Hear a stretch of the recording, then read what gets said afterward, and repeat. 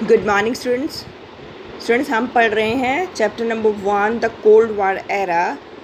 और आज का हमारा टॉपिक है इसी चैप्टर से न्यू इंटरनेशनल इकोनॉमिक ऑर्डर, नव अंतर्राष्ट्रीय आर्थिक व्यवस्था। The non aligned countries were more than merely meditators during the Cold War. The challenge for most of the non-aligned countries, a majority of them were categorized as the LDC, least developed countries, was to be more developed economically and to lift their people out of poverty. Economic development was also vital for the independence of the new countries. Without sustained development, a country could not be truly free. It would remain dependent on the richer countries, including the colonial powers from which political freedom had been achieved. अब student यहाँ पर ये बताया गया कि गुटनिरपेक्ष देश शीत युद्ध के दौरान, हमने पहले बात करी थी कि गुटनिरपेक्ष देश जो है शीत युद्ध के दौरान महज मध्यस्थता करने वाले देश भर नहीं थे, बल्कि गुटनिरपेक्ष आंदोलन में शामिल अधिकांश देशों को क्या माना गया था? लीस्ट डेवलप्ड कंट्रीज़ की कैटेगरी में रखा गया था। अल्प विकसित देशों का दर्जा मिला था और इन देशों के सामने मुख्य चुनौती यही थी, आर्थिक रूप से और ज़्यादा विकास करना और अपनी जनता को गरीबी से उबारने की थी। मीन स्टूडेंट, हर कंट्री जो है यही चाहती है कि उसका इकोनॉमिक लेवल काफ़ी बढ़े, क्योंकि इकोनॉमिक लेवल अगर बढ़ता है तो ही कोई देश जो है ज़्यादा मोर पावरफुल वो तभी कहलाएगा जब उसका इकोनॉमिक लेवल अच्छा होगा, तभी वो कंट्री जो है डेवलप्ड मानी जाएगी। और जो देश नॉन अलाइनमेंट मूवमेंट में शामिल थे उनको क्या कैटेगराइज किया गया? LDC, लीस्ट डेवलप्ड कंट्रीज़, अल्प विकसित देशों का दर्जा मिला। और इन देशों के सामने स्टूडेंट वही चैलेंज रहा, क्या चैलेंज रहा? इकोनॉमी को बढ़ाने का। और वो चाहते थे वो देश कि वो किसी तरीके से अपनी इकोनॉमी को बढ़ाएं और ज़्यादा विकास करने तथा अपनी जनता को गरीबी से उभारने की भी जो है वो ज़रूरत समझते थे। और इसी वजह से जो है उनका ये एक मेन टारगेट था। और नव स्वतंत्र देशों की आज़ादी के लिहाज से भी आर्थिक विकास काफ़ी महत्वपूर्ण था और बगैर विकास के कोई देश सही मायनों में आज़ाद नहीं रह सकता।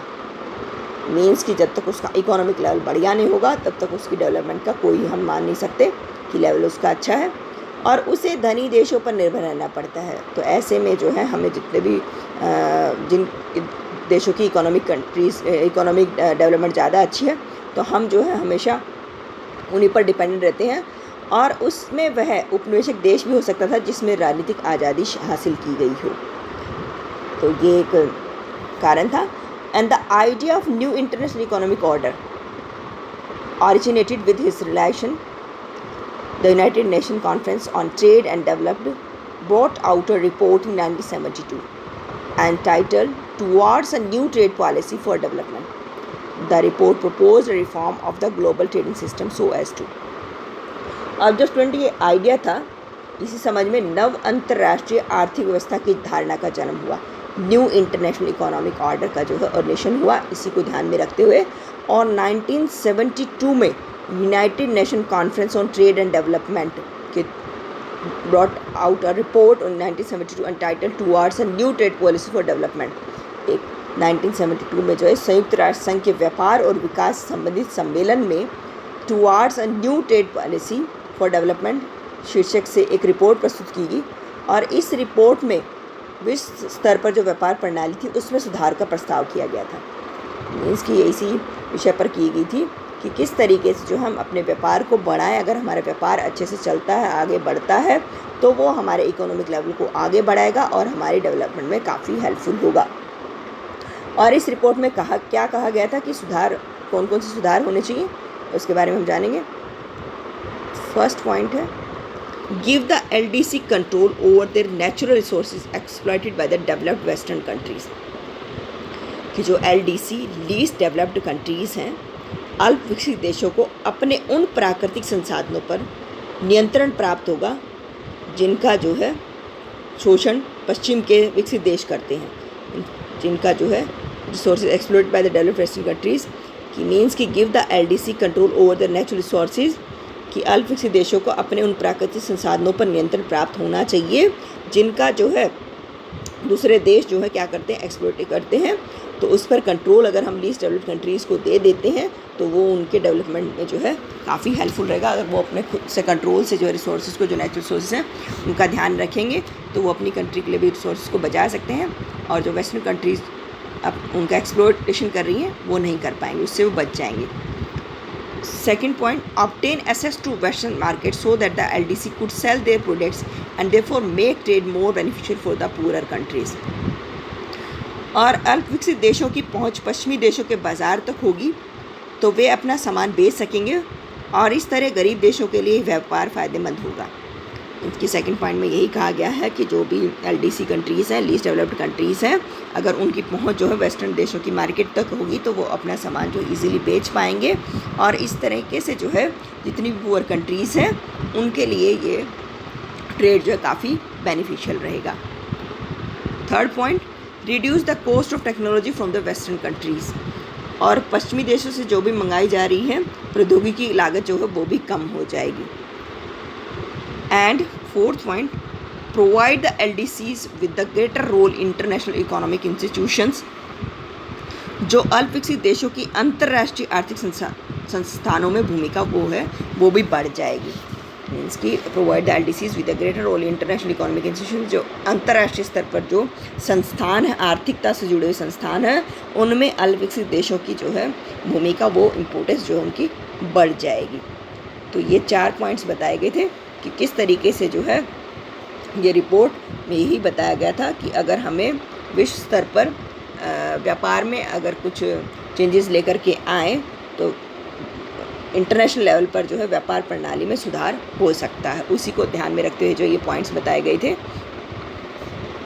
Gradually the nature of non aligned change to give greater importance to economic issues. In 1961, at the first summit in Belgrade, economic issues had not been very important.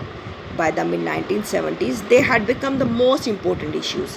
As a result, NAM became an economic pressure group. By the late 1980s, however, the NIEO initiative had faded, mainly because of the stiff opposition from the developed countries who acted as a united group, while the non-aligned countries struggle to maintain their unity in the face of this opposition. अब student जो non alignment है, gradually the nature of non alignment change to give great importance to economic issues. अब non alignment की जो है अगर गुट निरपेक्षता की हम नेचुरलिटी देखें तो प्रकृति जो है धीरे धीरे बदल रही थी और इसमें जो है अब इम्पोर्टेंस किसको माना जाने लगा था, इकोनॉमी को, कि किसी भी तरीके से जो है आर्थिक स्तर को बढ़ाया जाए, आर्थिक मुद्दों को जो है अधिक महत्व दिया जाने लगा था।